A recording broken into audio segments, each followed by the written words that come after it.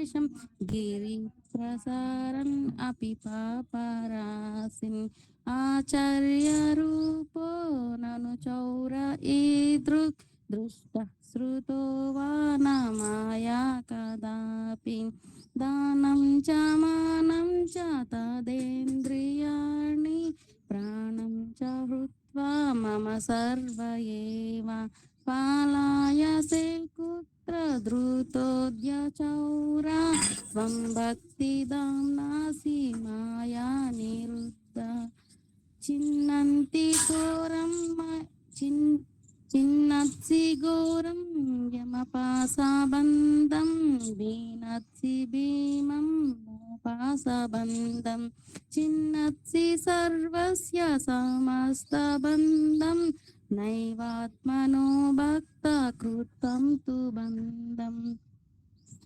నాను నాన్మనసి తమాసరాసి ఘోరే కరగృహే దుఃఖమాయే నిబద్ధ లాభస్వ హే చౌర హరే చిరాయ స్వశౌర్య దోషో చిత్తం ఏవ దండం కారాగృహే వాస సదా హృదయే మదియే మద్భక్తి పాసా దృఢబంధన నిశ్చల సన్ త్వం కృష్ణ హే ప్రళయ కోటి సాంతరేపి సర్వస్వశ్చౌరం హృదయం నహి మోచయామి. హరే కృష్ణ హరే హరే కృష్ణ. కొంచెం ప్రభుజీ. పర్లేదు చాలా చక్కగా చదివారు.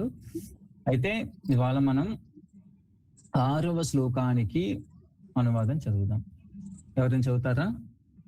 నేను చదువుతాను ప్రభుజీ. చదవండి. నీవు యమరాజు యొక్క భయంకరమైన పాశాన్ని తెంచుతావు, భౌతిక అస్తిత్వంపు భయంకరమైన పాశాన్ని తెంచుతావు, మరియు ప్రతి ఒక్కరి భౌతిక బంధాలను ఛేదిస్తావు.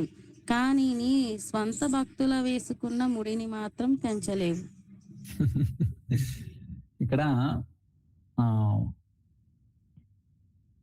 బిల్వమంగళ ఠాకూర్ల వారు ఎలా చెప్పారంటే, నువ్వు చాలా గొప్పవాడివి, చాలా చాలా గొప్పవాడి అని పొగిడారు. ఏ విధంగా?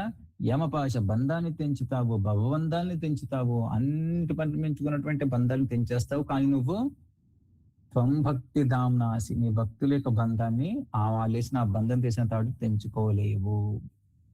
అందుకే కదా యశోదం బైండింగ్ చేసేది. సో ఇది మనకు బిల్వమంగళ ఠాకూర్ చెప్పారనమాట. ఓకే, సరే. మనం రిసైట్ చేసుకున్నటువంటి ప్రేయర్స్ కూడా రిసైట్ ఎవరైనా చేయండి. ఓకే, నేను చెప్తాను, అందరూ మీరు కూడా పలకండి. ఓకే, నాతో పాటుగా అందరం కలిపి ఒకసారి పలుకుదాం. ఓకే, అందరూ అన్మ్యూట్ చేసి పలకండి. వందే నవగణ శ్యామం విభుజం మురళీధరం పీతాంబరధరం దేవం సరాధం పురుషోత్తమం గోవర్ధనధరం వందే గోపాలం గోపరూపిణం గోకులోత్సవమీశానం గోవిందం గోపికా ప్రియం వందే నవఘన శ్యామం విభుజం మురళీధరం పీతాంబరధరం దేవం సరాధం పురుషోత్తమం గోవర్ధనధరం వందే గోపాలం గోపరూపిణం గోకులోత్సవమీశానం గోవిందం గోపికా ప్రియం వందే నవఘన శ్యామం విభుజం మురళీధరం పీతాంబరధరం దేవం సరాధం పురుషోత్తమం గోవర్ధనధరం వందే గోపాలం గోపరూపిణం గోకులోత్సవమీశానం గోవిందం గోపి ప్రియం. అందరికి మరొకసారి థ్యాంక్స్. అందరు కలిపి చాలా చక్కగా చదివారు. కాబట్టి ఇప్పుడు మనం మన భగవద్గీత శ్లోకానికి వెళ్దాం. ఎవరైనా చెప్తారా? మనం ప్రస్తుతం ఏ అధ్యాయంలో ఉన్నాం, ఏమి చర్చించుకుంటున్నాము? హరే కృష్ణ ప్రభుజీ. హరే కృష్ణ. 8th చాప్టర్ లో 10th శ్లోక ప్రభుజీ. అందరు అంగీకరిస్తున్నారా మాతాజీ చెప్పిన దానికి? Okay, good. అయితే నేను స్క్రీన్ షేర్ చేస్తాను. ఓకే, అందరికి స్క్రీన్ కనిపిస్తుంది అనుకుంటున్నాను. భగవద్గీత 8th చాప్టర్ 10th శ్లోక. ప్రయాణకాలే మనసాచలేనా భక్త్యా యుక్తో యోగ బలేన చైవ భ్రువోర్మధ్యే ప్రాణమావేశ సమ్యక్ సతం పరం పురుషం ఉపైతి దివ్యం. ప్రయాణకాలే మనసాచలేనా భక్త్యా యుక్తో యోగ బలేన చైవ భ్రువోర్మధ్యే ప్రాణమావేశ్య సమ్యక్ సతం పరం పురుషం ఉపైతి దివ్యం. ప్రయాణకాలే మనసాచలేనా భక్త్యా యుక్తో యోగ బలేన చైవ భ్రువోర్మధ్యే ప్రాణమావేశ్య సమ్యక్ సతం పరం పురుషం ఉపైతి దివ్యం. ఎవరైనా చదువుతారండి మీలో?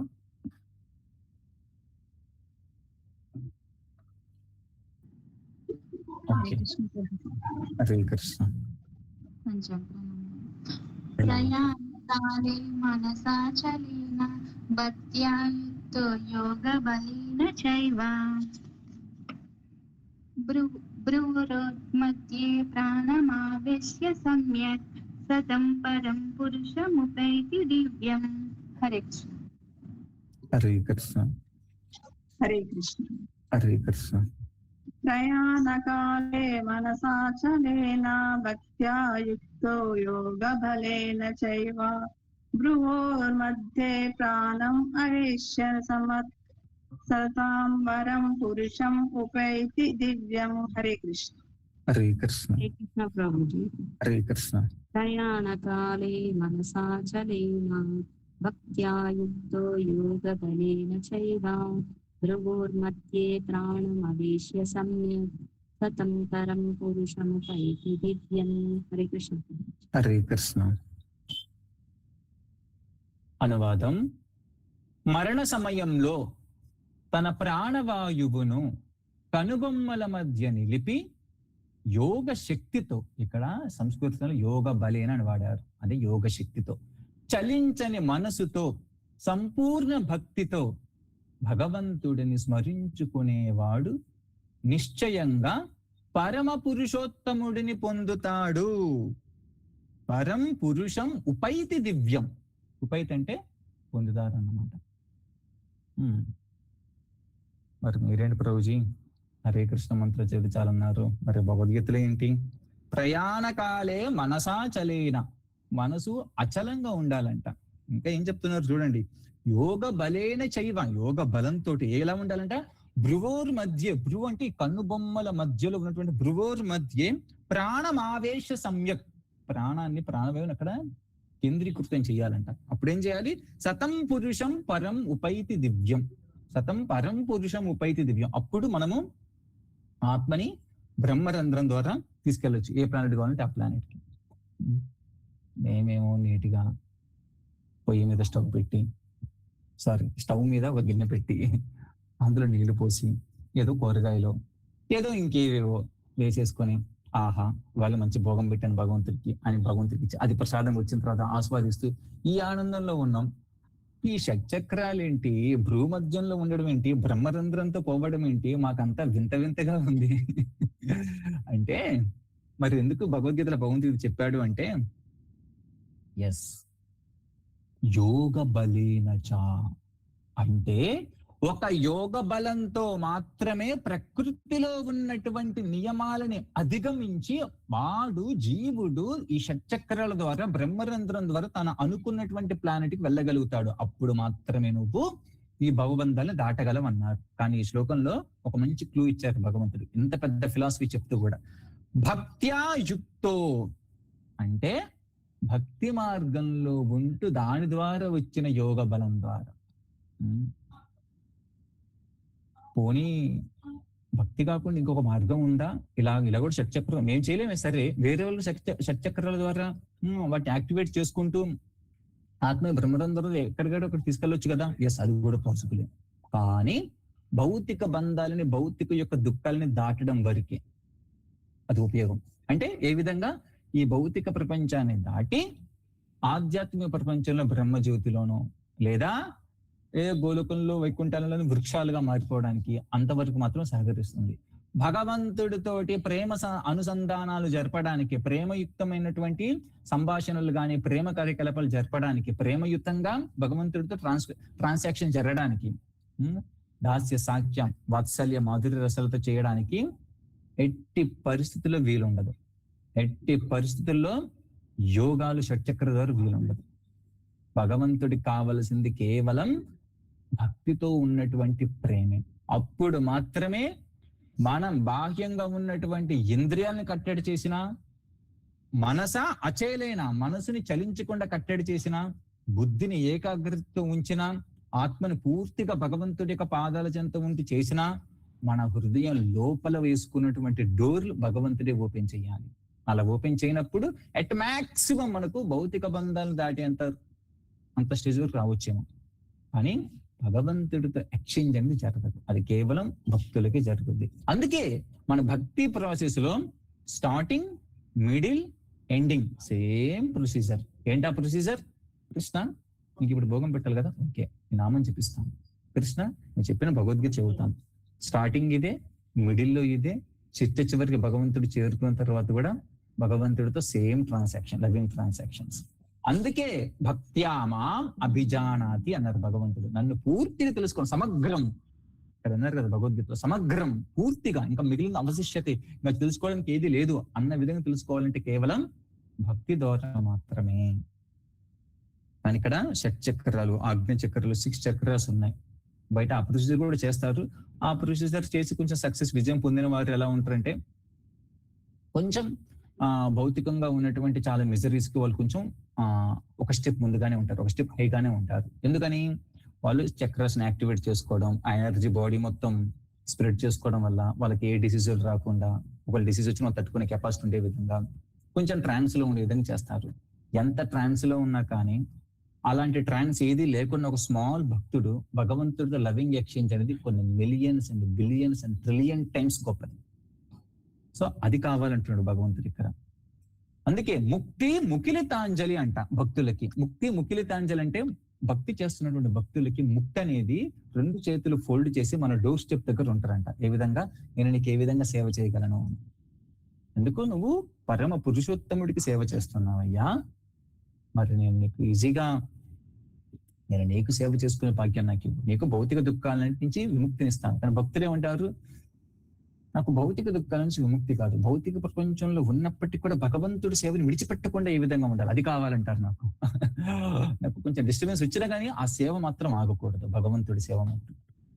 ఈ ఉదంతా మనం చాలా చూసినాం. కంచర్ల గోపన రామదాస్ సైతం, అన్నమయ్యలు సైతం, మన 6 గోస్వాములు సైతం, ప్రభుపాదులు వారు 2 హార్ట్ అటాకులు వచ్చినప్పటికి కూడా అమెరికాకు వెళ్ళి భగవంతుడి గురించి చెప్పడం అయినా కానీ, రామానుజాచార్యులు, మధ్వాచార్యులు, ఇంతమంది మనకు ప్రూవ్ చేసింది ఏంటంటే భగవంతుడి సేవ ఎక్కడ, అక్కడ, ఎప్పుడు, అప్పుడు, ఇప్పుడు, అన్ని వేళలా, అన్ని చోట్ల నిజమైనటువంటి, నిజంగా మనం పొందేటువంటి అసెట్ ప్రతి ఒక్కరికి.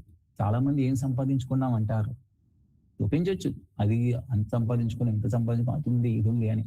భౌతిక ప్రపంచంలో ఉంటూనే వాటన్నిటిని పోగొట్టుకోవచ్చు, లేదా అవన్నీ ఉన్నప్పటికీ కూడా అవన్నీ మనకి హెల్ప్ కాకపోవచ్చు, అవన్నీ హెల్ప్ అయినప్పటికీ కూడా వాటిని విడిచిపెట్టి మనం వెళ్ళిపోవచ్చు. అది అసెట్ కాదు. మనతో తాత్కాలికంగా ఉండేది మన అసెట్ కాదండి. మనకు నిజంగా మన హృదయంలో ఎన్నటికీ ఒక రకమైన సాటిస్ఫాక్షన్ ఇస్తుంది, అదే భగవంతుడి పట్ల ప్రేమ. దీన్నే లవ్ ఆఫ్ గాడ్ అంటారు. అదొక్కటే శాశ్వతం. వీటన్నిటిని ఉపయోగించుకొని అది రోజు రోజుకి మనం దాన్ని ఎంత హైలైట్ చేసుకుంటున్నాం, ఎంత పెంపొందించుకుంటున్నాం భక్తిని, అది అందరికి ఎంత పంచుతున్నాం. That is only the matter. అదొక్కటే important. Remaining everything is immaterial. Immaterial అనేది అర్థం తాత్కాలికం. కానీ భౌతిక ప్రపంచం ఎలా స్టార్ట్ చేస్తుందంటే మనల్ని సంహోర్దర్, మన మనసు మొత్తం, మన మైండ్ మొత్తం అది తాత్కాలికం అని ఫిలాసఫీ తెలుస్తున్నప్పటికీ కూడా మన మనసు మొత్తం దాంట్లో ఉండే విధంగా లాగేసింది అనమాట. ఎందుకు? పొరపాటు వీడు భక్తి వైపు వెళ్తే నా క్లచెస్ నుంచి వెళ్ళిపోతాడు. అందుకే ఏదో ఒక వంక చెప్పి, ఏదో ఒక విధంగా, ఏదో ఒక క్లూ తీసుకొని, ఏదో ఒక విధంగా మనల్ని డ్రాగ్ చేస్తున్నాడు మైండ్. గోల్డ్ వైపు, మనీ వైపు, లేదా ఆ రిలేషన్స్ అప్పుడు నాకు వాళ్ళు అలా చేశారు ఇలా చేశారు అన్న వైపు, సంహోరదర్ మన ఎనర్జీ, మన మనసు అనేది అటువైపు మలుతుంది. పొరపాటున ఒక జీవుడు భక్తుల సహకారంతో, భగవంతుడిచ్చిన భగవద్గీత సహకారంతో, ఇలాంటి అసోసియేషన్ సాంగత్యం సహకారంతో, హరినామాన్ని జపించడం సహకారంతో, ఇలాంటి అరుదైన అధిక మాసాలు లాంటి సమయాలను ఉపయోగించుకోవడం సహకారంతో తన లోపల ఒక మంచి భావం, భగవంతుడికి సేవ చేయాలి, భగవంతుడికి భక్తి చేయాలనే భావంగాని హార్ట్ లో కానీ రేజ్ అయితే ఇట్స్ ద రియల్ సక్సెస్. అది నిజమైన విజయం. ఆ రోజు మనం సెలబ్రేట్ చేసుకోవచ్చు, ఆ రోజు చాలా గొప్పగా సెలబ్రేట్ చేసుకోవచ్చు. ఎస్, నాకు ఇప్పుడు న్యాచురల్ గా సహజంగానే డిజైర్ వస్తుంది. ఏంటి ఆ డిజైర్? హరి కృష్ణ కృష్ణ కృష్ణ హరి హరి, హరి రామ రామ రామ హరి హరి అనేటువంటి మంత్రాన్ని నేను తూచా తప్పకుండా ప్రతిరోజు నియమంగా పాటించాలి, నియమంగా జపించాలి. ఇలాంటి అధిక మాసం సమయంలో ఇంకా ఎక్కువ జపించాలి. ఆ విధంగా నేను భగవంతుడికి ఇంకా ఇంకా దగ్గరకు అవ్వాలి. ఇలాంటి న్యాచురల్ డిజైర్స్ ఆ రోజు మనకి ఏ రోజు వస్తాయో that is a real success. మనం నిజంగా విజయం సాధించినట్టు. లేదంటే అన్నీ ఉన్న అనాథలం మనం అందరం.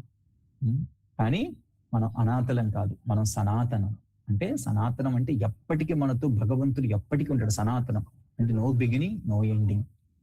అప్పటి నుంచి భగవంతుడు మన హృదయంలో ఉంటారు. బట్ ఆయన యాక్సెస్ చేయడానికి మంత్రం కూడా రెడీగా ఉంది. మనకు కావాల్సింది కేవలం కొంత సమయం భగవంతుడికి ఇవ్వడం. That's it. కొంత సమయం కేటాయిస్తే చాలు. ఏం జరుగుద్దంట? సతం పరం పురుషం ఉపైతి దివ్యం. దివ్యం అన్నమాట చాలా చాలా ఇంపార్టెంట్ నా పదం. దివ్యమైన బాడ్. దివ్యం అంటే అది మనం చూస్తున్నటువంటి భౌతిక ప్రపంచానికి సంబంధించినది కాదు. దివ్యం అది.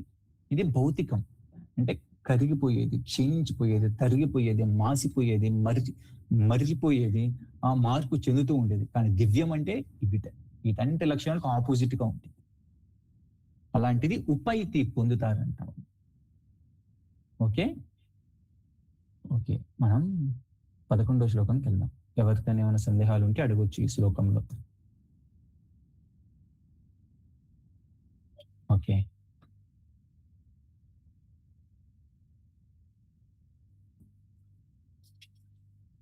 యదక్షరం వేదవిదో వదంతి విశంతి యద్యతతు వీతరాగా యదిచ్ఛంతో బ్రహ్మచర్యం చరంతి తత్తే పదం సంగ్రహేణ ప్రవక్ష్యే. యదక్షరం వేదవిదో వదంతి విశంతి యతయో వీతరాగా యదిచ్ఛంతో బ్రహ్మచర్యం చరంతి తత్తే పదం సంగ్రహేణ ప్రవక్ష్యే. యదక్షరం వేదవిదో వదంతి విశంతి యతయో వీతరాగా యదిచ్ఛంతో బ్రహ్మచర్యం చరంతి తత్తే పదం సంగ్రహేణ ప్రవక్ష్యే. ఎవరైనా చదువుతారండి మీలో? హరే కృష్ణ ప్రభుజీ. అక్షరం వేదవిదో వదంతి విశంతి యద్యతయో వీతరాగా యదిచ్ఛంతో బ్రహ్మచర్యం చరంతి తత్తే పదం సంగ్రహేణ ప్రవక్ష్యే. హరే కృష్ణ. ఓకే, హరే కృష్ణ. హరే కృష్ణ. యదక్షరం వేద విధో వదంతి విశంతి యత్యతయో వీతరాగః యదిచ్ఛంతో బ్రహ్మచర్యం చరంతి తదైవదం సంగ్రహేణ ప్రవక్ష్యే. హరే కృష్ణ. హరే కృష్ణ. ఇంకెవరైనా చదువుతారండి?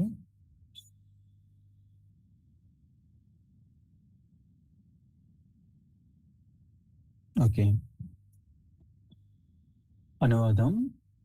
వేదశాస్త్రంలో పాండిత్యం కలిగి ఓంకారాన్ని ఉచ్చరించి సన్యాస దీక్షలో ఉన్న గొప్ప ఋషులు బ్రహ్మంలో ప్రవేశిస్తారు. అటువంటి పరిపూర్ణతను కోరుకుంటూ బ్రహ్మచర్యాన్ని పాటిస్తారు. మోక్షాన్ని పొందగల ఈ ప్రక్రియను ఇప్పుడు నేను మీకు క్లుప్తంగా వివరిస్తాను. భగవంతుడు ఏమంటున్నారండి ఇక్కడ? యదక్షరం వేద విదో వదంతి. వదంత్ అంటే పలుకుతారంట. ఏంటిది అది? వేదాలలో ఉన్నటువంటి బ్రహ్మాక్షరం, అదే ఓంకారం. ఓంకారం అంటే ఆ, ఊ, మా, మూడు. ఆ మూడేంటిది? పరతత్వం అంటే భగవంతుడి గురించి, ఈ ప్రకృతి తత్వం, ఈ ప్రకృతి గురించి, జీవతత్వం, ఈ జీవుడి గురించి, ఈ మూడింటిని ఉన్నదే ఓంకారం. అందుకే మనకు శాస్త్రాలు అంటారు, ఈ ప్రకృతి మొత్తం స్టార్ట్ అయ్యేటువంటి ముందు ఉన్నటువంటి వేదనాద శబ్దం ఏంటంటే ఓ.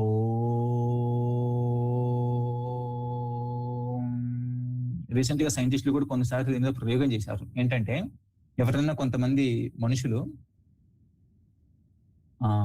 సైకలాజికల్ డిజార్డర్స్ ఉండి పిచ్చి పిచ్చిగా ప్రవర్తిస్తున్న వారికి ఓం అని ఉచ్చరించడం కూడా వాళ్ళు కొంచెం కష్టంగా ఉన్నప్పుడు వాళ్ళందరికీ ఎవరైనా ఓం అని పలికినప్పుడు ఆ వైబ్రేషన్స్ వినేలా ఒక రూమ్ లో ఉంచారనమాట. వాళ్ళ యొక్క సైకలాజికల్ ప్యాటర్న్స్ చాలా చాలా చేంజ్ అయ్యాయి. ఎందుకు? ఓం అన్న అనునాదం నుంచి ప్రకృతి మొత్తం వచ్చింది. మన ఎలిమెంట్స్ కూడా ప్రకృతి ఎలిమెంట్సే. వాటికి ఈ అనునాద ఈ ప్రకంపనాలను ప్రతిస్పందిస్తాయి. సో కాబట్టి ఇది ప్రూఫ్. ఈ ఓంకారం అనేది, ఈ ఓంకారం నుంచే ప్రకృతి మొత్తం వచ్చింది. చాలా మంది చాలాసార్లు డిబేట్ జరిగింది. డిబేట్ అంటే బయట ఉన్నటువంటి వారికి, ఎవరు బ్రహ్మమే మొత్తం అనేటువంటి వారు ఎవరు? వాళ్ళు స్మార్థాలు అంటారు. స్మార్థాలు అంటే కొంతమంది వేద పాండిత్యం అని తెలుసుకొని ఓంకారం నుంచి అంతా వచ్చింది, ఓంకారమే సర్వం అంటారు. మొట్టమొదటిసారిగా మన ఆచార్యులు అందరూ వచ్చి ఏం చెప్పారు? ఆ ఓంకారం కూడా ఆది ఎవరు? గోవిందమాది పురుషం తమహం భజామి. సో ఆ ఓంకారం కూడా ఆది గోవిందుడు. కాబట్టి డైరెక్ట్ గా జంప్ అవ్వండి గోవింద నామానికి, పలకండి గోవింద నామం అంటూ అందరినీ గోవింద గోవింద అంటే పలికించారు. ఎవరు? మన వైష్ణవాచార్యులు. అంతవరకు నిగూఢంగా ఉన్నటువంటి బ్రహ్మ రహస్యాన్ని పూర్తిగా పటాపంచలు చేశారు. ఎవరు? మన వైష్ణవాచార్యులు. ఎందుకు అలా చేయడం జరిగింది? ఎందుకంటే ఈ కలియుగంలో ఎవ్వరు కూడా 5 ఏళ్లకే గురుకులాలకు వెళ్ళి బ్రహ్మచర్యాన్ని పాటిస్తూ ఓంకారాలు నేర్చుకుంటూ వేదాలు నేర్చుకుంటూ ఉండేటువంటి ప్రక్రియ పూర్తిగా కొలాప్స్ అయిపోయింది. ఎందుకు? కలికాలం పెరుగుతున్న కొద్దీ అది చాలా చాలా కష్టం. ఉదాహరణకి మనం అందరం చెప్పొచ్చు, బ్రిటిష్ వారు వచ్చి మెకాలజీ ఎడ్యుకేషన్ పెట్టి వాళ్ళందరూ మనకున్నటువంటి ప్రతి మండలంలో ఒక 70,000 గురుకులాలు ఉండేవి. వాటన్నిటిని కూడా నాశనం చేశారు, తగలబెట్టేశారు పూర్తిగా. ఎవరైనా మంచి స్కూల్కి వెళ్ళి మంచి షూటు కోటు వేసుకొని ఏదో ఏబిసిడి అంటే వాళ్ళు గ్రేట్ గా చూశారు. ఎవరైనా సంస్కృతి చదువుతుంటే వాళ్ళు చీప్ గా, అంటే మన కల్చర్ ని మనమే చీప్ చేసుకునేంత తయారు చేశారు. ఉదాహరణ ఇప్పుడు కూడా చూడొచ్చు మనం. వాళ్ళు భారతదేశంలో పుట్టి భారతదేశంలో పెరిగి అంత భారత సంపదని ఉంటూ ఎవరైనా గుడికి వెళ్తున్నంటే మీరు గుడికి వెళ్తారు, మేము షూటు కోట్ వేసుకొని మేము ఏదో ఇంకో చోటుకి వెళ్తాం, మేమేదో ఇంకొకరిని పూజిస్తాం, ఒక శవాల్ని పూజిస్తాం, దాన్ని మేము గొప్పగా చూసుకుంటాం, మీరందరూ వీళ్ళని పూజిస్తారు. వేస్ట్. అంటే వాళ్ళ ఉద్దేశం అంతా మనల్ని వేస్ట్ అనగానే పోతుంది అనుకోండి. అంటే మన భారతదేశంలో పుట్టి మనంతట మనం ఇలా మారిపోతున్నప్పుడు ఇంకా కలి ఏ విధంగా ముందుకెళ్తూ మీరు ఆలోచించండి. అందుకే ఆచార్యులు అన్నారు ఏంటంటే ఇంపార్టెన్స్ ఇప్పటి వరకు ఇచ్చింది చాలు. అలా ఎవరైనా న్యాచురల్ ఇంక్లినేషన్ ఉండి అలా వేదాలు నేర్చుకుంటారంటే wonderful, the great, the best. కానీ అన్నిటికన్నా అల్టిమేట్ భగవన్ నామాన్ని జపించడం. హరేరు నామ హరేరు నామ హరేరు నామ ఇవ కేవలం కలవు నాస్తేవ నాస్తేవ నాస్తేవ గతిరన్యతి. కలియుగంలో ఇంకా వేదాలు ఓంకారాలు అన్ని కాకుండా హరినామం తప్ప ఇంకొకటి లేదు లేదు లేదు అని చెప్పారు. కానీ భగవంతుడు ఇక్కడ ఎందుకు స్ట్రెస్ చేసి చెప్పాడు? ఎవరైతే ఆ విధంగా బ్రహ్మచర్యాన్ని ఎవరైతే పూర్తిగా పాటిస్తూ వేదాలను నేర్చుకుంటూ నిష్టగా ఉంటూ సన్యాసి దీక్షలో ఉంటారో అట్ మ్యాక్స్ బెనిఫిట్ వాళ్ళకి ఏమొస్తుంది? బ్రహ్మంలో కలిసిపోతారు. అంటే భగవంతుడి యొక్క కాంతి బ్రహ్మజ్యోతిలో కలిసిపోతారు. కానీ వైష్ణవ భక్తులు ఏం కావాలి? దాన్ని దాటి అవతల ఉన్నటువంటి గోలోక లోకాలలో డైరెక్ట్ గా భగవంతుడి యొక్క లీలలో ఉండడం. అది భగవంతుడు భక్తులు కావాల్సింది. అది కానీ అది చాలా చాలా చాలా చాలా దుర్లభం. అలాంటి దుర్లభమైనది నువ్వు పొందటానికి ఎంతో కష్టపడాలి అని చెప్తూ భగవంతుడు ఇక్కడ ఇలా చెప్తున్నారు అనమాట. ఆ కష్టాన్ని వీళ్ళు ఎలా పాటిస్తారు? 5 ఏళ్లకి గురుకులాలకు వెళ్ళి వేదాలను నేర్చుకుంటూ ఓంకారాలను ఉచ్చరిస్తూ వేదాలను చదువుతారు. అప్పుడు వీళ్ళు బ్రహ్మంలోకి ఎంటర్ అవుతారు. కానీ ఆచార్యులు ఈ శ్లోకానికి ఏం కామెంట్ రాస్తారు? వైష్ణవులు దాన్ని దాటి గోలోకానికి భగవంతుని చేరుతారు. ఏ విధంగా? భూలోకాన్ని ఉంటేనే దాన్ని వైకుంఠంగా మారుస్తూ హరినామంతో హరే కృష్ణ మంత్రాన్ని జపిస్తూ. నిజం చెప్పాలి అంటే ఆచార్యులు అంటారు హరే కృష్ణ మంత్రము హైయెస్ట్ బెనిఫిట్ ఇస్తుంది లోయెస్ట్ పర్సన్ కూడా. అంటే దాని అర్థం ఇక్కడ వేదాలు ఓంకారాలు చదివిన వారికి కూడా ఈజీగా యాక్సెస్ అయ్యేది, ఈజీగా చేసేది ఏంటి? హరే కృష్ణ మంత్రం ఈజీగా చెప్పించవచ్చు. కానీ వాటన్నిటికి మించిన హైయెస్ట్ ఫలితం ఇచ్చేది ఏంటి? హరే కృష్ణ మంత్రమే. కానీ ఎక్కడ రాంగ్ వస్తుందంటే ఒక్కొక్కసారి ఇంత ఈజియెస్ట్ థింగ్ ని చాలా ఈజీగా ఇచ్చేస్తే చాలా మంది దాన్ని చులకనగా తీసుకొని ఒక పక్క భక్తి ఒక పక్క భుక్తి రెండు చేస్తామంటారు. ఇదే రాంగ్. కేవలం భక్తి చేస్తూ ఉన్నవాడు ఏదో ఒక రోజు హరినామాన్ని దాన్ని తీసుకుని వెళ్ళిపోతాడు, అదేనా వండర్ఫుల్. అలా భక్తిని పట్టుకుని హరికృష్ణ మంత్రాన్ని తీసుకుని స్ట్రైట్ ఫార్వర్డ్ వెళ్తున్నాడు, వాడు గొప్పవాడే. కానీ ఎక్కడ బ్రేక్ పడుతుందంటే స్ట్రైట్ ఫార్వర్డ్ గా వెళ్తూ భక్తి భుక్తిని మిక్స్ చేస్తున్న వాళ్ళు ఒక్కసారి వాళ్ళు మిక్స్ అయిందంటే అప్పుడు కష్టం అవుద్ది. ఏది భక్తి ఏది భోగం, ఏది సిద్ధాంతం ఏది అపసిద్ధాంతం, అది చాలా చాలా కన్ఫ్యూజన్ స్టార్ట్ అవుతుంది. ఇది రాంగ్. ఒకసారి భక్తి మార్గాన్ని పట్టుకున్న తర్వాత సిన్సియర్ ఎండివర్స్, అది చాలా ఈజీయే. కానీ ఈజీ కదా అని చెప్పి దాన్ని చులకనగా తీసుకోకూడదు. హరే కృష్ణ కృష్ణ కృష్ణ హరే హరే, హరి రామ రామ రామ హరే హరే. అప్పర్ జా అంటే పైన ఉన్నటువంటి జా అంటారు, అంటే మనకు రెండు ఉంటాయి కదా, అలోయర్ జా అప్పర్ జా ప్లస్ టంగ్. ఈ రెండింటిని కలుపుతూ అప్పర్ జా టంగ్ను కలుపుతూ ప్రభుపాదుల వారు అంటారు ఆ విధంగా హరినామాన్ని జపిస్తే హైయెస్ట్ బెనిఫిట్ వస్తుంది చాలా మందికి. కానీ దాన్ని చులకనగా తీసుకుంటే అంత బెనిఫిట్ ఎవరూ పొందలేరు. చాలా మందికి పెద్ద పెద్ద శ్లోకాలన్నీ చదువుకుంటూ టెక్స్ట్ బుక్స్ అన్ని తిరిగేసుకుంటూ ఓంకారాలు వేదాలని చదువుతూ అది గ్రేట్ అనిపిస్తుంది చాలా మందికి, ఇదే చాలా ఉన్నతమైన పని అనుకుంటారు. కానీ వాటన్ని వేదైశ్చ సర్వేర్ అహం వేద వేద్య, వాటన్నిటి యొక్క సారాంశం భగవంతుడికి శరణు పొందడం, భగవంతుడికి పూర్తిగా శరణాగతిగా మారడం. భగవంతుడికి లోపల హార్ట్ లో శరణాగతి లేకుండా ఇటుపక్క ఎన్ని వేల శ్లోకాలు చదివినా ఎన్ని వేల మంత్రాలు జపించినా వాటన్నిటి సారమే చివరికి భగవంతుడికి శరణాగతి తీసుకోవడం. శరణాగతి తీసుకోవడం అంటే వెరీ సింపుల్, ఏదైతే చెప్పారో దాన్ని యాజ్ ఇట్ ఈజ్ గా ఫాలో అవ్వడం. ఇప్పుడు ఫాలో అవుతున్నాం కదా ప్రభుజీ అంటారు, చక్కగా క్లాస్ వింటున్నాం కదా. ఇప్పుడు కాదండి, మన దైనందిక జీవితంలో కూడా, దైనందిక జీవితం అంటే వెరీ సింపుల్. నిద్రపోయినప్పుడు ఎవరైతే తప్పులు చేయరు, కళ్ళు తెరిచున్నప్పుడు మనం నిద్ర లేచినప్పుడు నిద్ర పడుకునేంత వరకు మనం చేసేటువంటి యాక్టివిటీస్ లో ఏ విధంగా మనం మాయకు బందీ అవుతున్నాం, అక్కడ అలర్ట్ ఉండడం. అక్కడ వీ హ్యావ్ టు వార్. అక్కడ అలర్ట్ గా ఉండి మనం వారు చేయలేం, మనం చేయాల్సిన వారు ఒకటే, ఏంటి? హరే కృష్ణ కృష్ణ కృష్ణ హరే హరే, హరే రామ రామ రామ హరే హరే అని చెప్పడం. నిజం చెప్పాలంటే ఆ టైంలో అది చెప్పేటువంటి శక్తి మనకు రాదు, ఆ మెమరీ కూడా నాకు రాదు. కానీ మనం ఒకటి చేయొచ్చు, ప్రేయర్స్. భగవంతుడికి ప్రే చేసి ఆ మెమరీ, ఆ చెప్పేటువంటి స్ట్రెంగ్త్ నాకు ఇవ్వమని అన్నప్పుడు దెన్ కృష్ణ మెర్సిఫుల్లీ మన పట్ల కృప చూపించడానికి అలా రిలీజ్ చేసినప్పుడు దెన్ విల్ గెట్ ప్రొటెక్టెడ్. అప్పుడు మాత్రం ప్రొటెక్ట్ అవుతాం. సో ఆ విధంగా భగవన్నామాన్ని జపించడం అనేది ఈ యదక్షరం వేద విధు వదంతి కన్నా హైయెస్ట్ థింగ్ అని ఇక్కడ మనకు ఆచార్యులు రాస్తారనమాట. ఓకే, సో ఇవాళకి చివరి శ్లోకం 12వ శ్లోకం, 8వ అధ్యాయం 12వ శ్లోకం.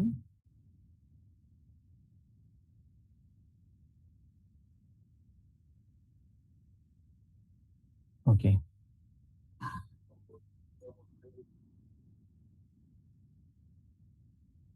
సర్వద్వారాణి సంయమ్య మనోహృది నిరుధ్య చ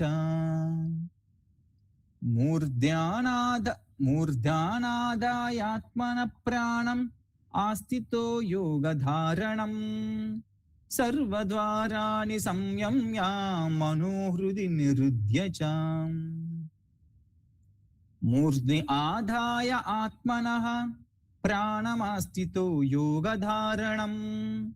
సర్వద్వారాణి సంయమ్య మనోహృది నిరుధ్య చ మూర్ధ్ని ఆదాయ ఆత్మనః ప్రాణమాస్థితో యోగధారణం. సర్వద్వారాణి సంయమ్య మనోహృది నిరుధ్య చ మూర్ధ్ని ఆదాయాత్మన ప్రాణం ఆస్థితో యోగధారణం. ఎవరైనా చూస్తారండి మీరు?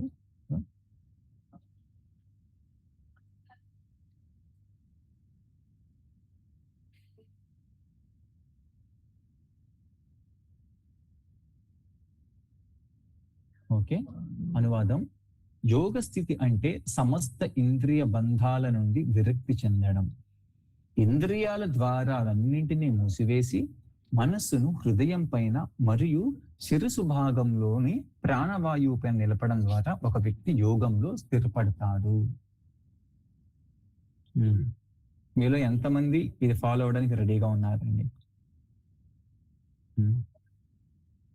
ఇలాగా శిరస్సు భాగంలో హృదయంలో మనసుని కేంద్రీకరించడానికి ఎంతమంది రెడీగా ఉన్నారు? ఎంతమందికి ఈజీ అనిపిస్తుంది?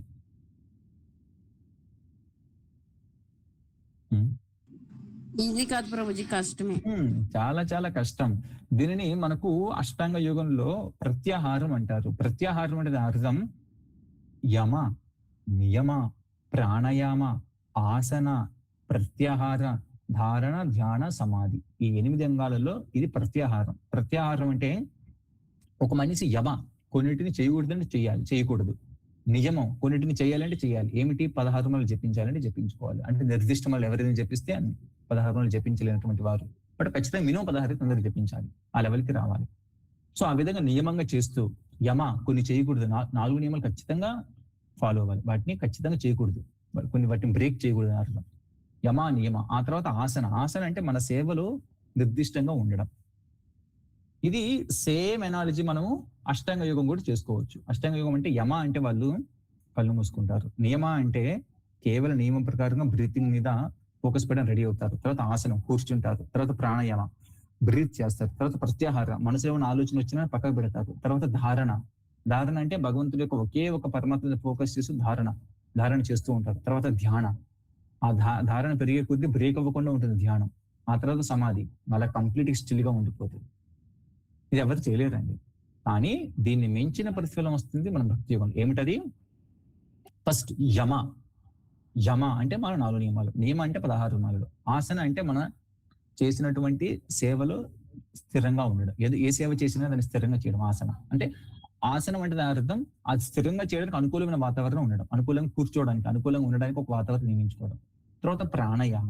ప్రాణాయామం అంటే రెగ్యులేటెడ్గా మనం సేవన చేస్తూ ఉండడం. తర్వాత ప్రత్యాహార. ప్రత్యాహార అంటే ఏదో భౌతికమైన కోరికలు వచ్చినప్పుడు వాటికి కొంచెం దూరంగా వెళ్ళడం, మళ్ళీ తిరిగి ప్రత్యాహార. తర్వాత ధారణ. ధారణ అంటే హరే కృష్ణ మంత్రాన్ని ఒక 12 సెకండ్ల పాటు ధారణ. ధారణ అంటే హరే కృష్ణ కృష్ణ కృష్ణ హరే హరే, హరే రామ రామ రామ హరే హరే ఒడిచి పట్టుకోవడం మనసులో. తర్వాత ధ్యాన అంటే 12 × 12 సెకండ్లు అంటే 144 సెకండ్స్, అంటే దాదాపుగా 2.5 నిమిషం. ఆ తర్వాత సమాధి. సమాధి అంటే 12 × 12 × 12 సెకండ్లు అంటే దాదాపు 28 నిమిషాలు, అంటే 30 నిమిషాలు, అంటే 4 మాలలు, ఒక గ్రంథి అంటారు. ఎవరైనా హరే కృష్ణ మంత్రం 4 మాలలు సిన్సియర్గా చేసినట్లయితే వాళ్ళ మనసు న్యాచురల్ నిలకడగా వస్తుంటుంది. ట్రై చేయొచ్చు ఎవరైనా, ఇది బయలాజికల్ కూడా ప్రూఫ్ అనమాట. సో ఆ 4 మాలలు ఎంత ప్రేరణిస్తాయి అంటే ఇంకో 4 మాలలు చేయడానికి, ఇంకో 4 మాలలు చేయడానికి, ఈ విధంగా 16 మాలలు, ఆ 16 మాలలు ఇంకో 16 మాలలు చేయడానికి ప్రేరణిస్తుంది. ఇది అనేది లూప్ లాగా మారిపోద్ది ఎవరైనా సిన్సియర్గా చేస్తే. అఫ్ కోర్స్ మన ఆచార్యులు ఏమంటారంటే అలా భజన చేస్తున్నప్పటికీ కూడా సేవకు రావాలి తిరిగి. అంటే భగవంతుడికి సేవ అనేది చాలా చాలా ఇంపార్టెంట్ కాబట్టి. కానీ 16 మాలలు నిర్దిష్టంగా చేస్తూ ఎక్కువగా హరినామాన్ని జపిస్తూ మనసు కుదుటిగా ఉన్నప్పుడు అప్పుడు మనం భగవంతుడి సేవ చేయడానికి చాలా అనుకూలమైన వాతావరణం ఏర్పడుద్ది మన లోపల కానీ బయట కానీ. కాబట్టి ఇక్కడ మనకు ఆచార్యులు ఎప్పుడైనా కానీ ఒక మాట చెప్పారు అంటే ఇక్కడ భగవద్గీతలో సర్వద్వారాన్ని సంయమ్య భగవంతుడు ఏం చెప్పినప్పటికీ కూడా దాని మెయిన్ అర్థం ఏంటంటే ఆధ్యాత్మికత జరగాలి అంటే ఇంద్రియాలని విచ్చలవిడిగా వదిలేస్తే అది సరిపోదు. అది భక్తనే కాదు, అది ఏ యోగం కూడా పనికిరాదు. ఇక్కడ భగవంతుడు ఇలాంటి యోగాల గురించి ఎందుకు చెప్పాలండి, భక్తి గురించి ఇంత స్ట్రెస్ చేస్తున్నప్పుడు అంటే అలాంటి భక్తిలోకి ఎంటర్ అవ్వాలన్నా కానీ బేసిక్ నియమాలు ఇవే. ఏంటిది? సర్వద్వారాని సంయమ్య మనోహృది నిరుద్యచ. అన్ని సర్వద్వారాన్ని, మనకు సర్వద్వారాన్ని అంటే అన్ని ద్వారాలు, కళ్ళు, చెవులు, నోరు, ముక్కు, వీటన్నిటినీ సంయమ్య కంట్రోల్ చేయాలి. ఏ విధంగా? కళ్ళని భగవంతుడికి రూపం దర్శనమిస్తూ, మన యొక్క ముక్కుకి భగవంతుడికి అర్పించినటువంటి సెంట్ను ఆస్వాదిస్తూ, నోటికి భగవత్ ప్రసాదాన్ని హరినామాన్ని, చెవులకి హరికథని, ఈ విధంగా వాటిని సంయమ్య. ఇలా చేసినప్పుడు మాత్రమే మన హృదయంలో భగవంతుడి యొక్క స్మరణలు మనకు వస్తాయి. ఇది భగవంతుడు రిపీటెడ్గా ఎందుకు స్ట్రెస్ చేస్తున్నాడంటే వేరే అష్టాంగ యోగ పద్ధతులు కూడా ఇక్కడ వివరిస్తూ భక్తిలోకి ఎంటర్ అవ్వడానికి ముందు తీసుకోవలసిన జాగ్రత్తలు చాలా చాలా ఇంపార్టెంట్ అని చెప్తున్నాడు ఇక్కడ. సర్వద్వారాని సంయమ్య. ఎప్పుడైతే మన ఇంద్రియ నిగ్రహం లేకుండా ఇంద్రియాలను అట్లీస్ట్ కంట్రోల్ చేయడానికి ప్రయత్నం కూడా మనం పెట్టకుండా భక్తిలోకి ఎంటర్ అవ్వలేమండి. ఇంపాసిబుల్. ఏం జరుగుద్ది ఒకవేళ సరేనండి నా ఇంద్రియాలు ఎలా పడుతూ ఉంటాను భక్తిలోకి ఎంటర్ అయిపోతాను, అప్పుడు ఏం జరుగుద్ది అంటే 2 జరుగుతుంది. ఒకటి, ఆ విధంగా సడన్ గా నువ్వు భక్తిలోకి ఎంటర్ అయిపోయినప్పుడు భగవంతుడి యొక్క కృప నీ మీద పడితే నీకు వెంటనే భౌతికమైనటువంటి తుచ్చమైన ఆశలన్నీ పోతాయి, నువ్వు భగవంతుడికి భక్తుడిగా మారిపోతావు. కానీ మనతో శుద్ధ భక్తులం కాదు. మన భగవంతుడి వెంటనే ఆ కృప రావడానికి మన ముందుగా మనం కొంచెం కూడా ప్రయత్నం పెట్టాలి. ఏమిటి ఆ ప్రయత్నం? నేను ఇప్పుడు భగవన్ నామాన్ని జపించడానికి వెళ్తున్నాను, భౌతికమైన వాటికి కొంచెం దూరంగా ఉంచుతాను. ఎందుకంటే ఆల్ ఆఫ్ సడన్ అందరికీ ఈ భౌతికమైన వాటన్నిటిని వెంటనే ఒక్కసారిగా వదిలించేసుకుంటాను, పక్కన పెట్టేస్తాను అనేటువంటి సన్యాసం తీసుకుంటాను అనే భావన మనకు వచ్చినా మనం ఉండలేం. మనం ఆ లెవెల్లో లేం కూడా. కానీ భగవంతుడు ఏమంటున్నారు ఇక్కడ? అట్లీస్ట్ సర్వద్వారాన్ని సంయమ్య, రెగ్యులేటెడ్ గా ఉంటుంది. అట్లీస్ట్ నామం జపిస్తున్నప్పుడు ఇతర అలిగేషన్స్ లేకుండా, ధార్మిక కార్యకలాపాలు చేస్తున్నప్పుడు అవి డైవర్ట్ అవ్వకుండా ఇలా రెగ్యులేట్ చేస్తూ వచ్చినప్పటికైనా కానీ అట్లీస్ట్ అలా చేసినప్పటికీ కూడా ప్రసాదం అధిగచ్చతి, ప్రసాదం అప్పుడు నా కృప నీకు డిసెండ్ అంటే ఇచ్చేస్తాను భగవంతుడు అంటున్నారు అన్నమాట. ఓకే, సో మనం అధిక మాసంలో చాలా చక్కగా జరుపుకుంటున్నాం. 8 అధ్యాయంలో 12 శ్లోకాలు కంప్లీట్ చేసుకున్నాం. రేపు 13వ శ్లోకం. అందరూ కూడా అధిక మాసంలో వీలైనంత వరకు, ఎందుకంటే ఈ మాసం యొక్క ఒక గొప్పతనం చెప్పి ముగిస్తాను. మీరు ఎప్పుడైనా హరే కృష్ణ మంత్రం కానీ భక్తి సంబంధించిన ఏ అంగమైన ఏ భక్తి అయినా కానీ మీరు చక్కగా చేస్తున్నప్పుడు అపరాధాలు అంతో ఇంతో జరుగుతాయి. కానీ అధిక మాసంలో ఉన్నటువంటి వరం ఏంటంటే అపరాధాలు ఉన్నప్పటికీ కూడా కృష్ణ ప్రేమ మన మీద వచ్చి పడుతుందంట అధిక మాసంలో భక్తి చేస్తే. అంటే అర్థం అపరాధాలు తెలిసి చేయమని కాదండి అర్థం, ఇది కూడా అపరాధాలు జరిగినప్పుడు. ఓకే, మామూలుగా మనకు భక్తి చేసినప్పుడు అపరాధాలు జరుగుతూ ఉంటాయి, మన సర్టిఫికేట్ వెళ్ళడం కానీ ఏదో పనులు చేయడం కానీ. కానీ అధిక మాసంలో మనము అయినప్పటికీ కూడా డిటర్మైనెడ్ గా భక్తి చేస్తూ ఉన్నప్పుడు భగవంతుడి యొక్క కృప కోకులలుగా వస్తుంది. అందుకే ఇది అధిక మాసం, అధికంగా వచ్చేటువంటి రిజల్ట్స్. తప్పకుండా అందరూ పాటిస్తూ ఉండండి అధిక మాసాన్ని. ఎక్కువగా భగవంతుడికి సంబంధించినటువంటి నామాన్ని జపిస్తూ కథల్ని వింటూ భగవంతుడి యొక్క దర్శనం తీసుకుంటూ గుడికి వెళ్ళైనా కానీ. ఇవాళ 22, 17, 18, 19, 20, 21 అంటే 5 రోజులు కంప్లీట్ అయ్యాయి అధిక మాసంలో. ఇవాళ 22, 6వ రోజు. రోజులు గడుస్తున్నాయి, మనం అలర్ట్గా ఉండి భక్తిని చేసుకోవాలి. ఓకే, ఎవరికైనా ఏమైనా సందేహాలు ఉన్నాయా అండి ఇంకా ఇవాళ సెషన్లో?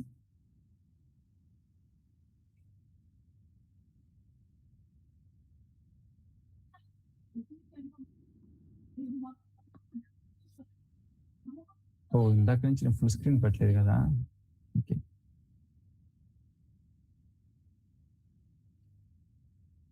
ఓకే సరే, మళ్ళీ రేపు కలుసుకుందాం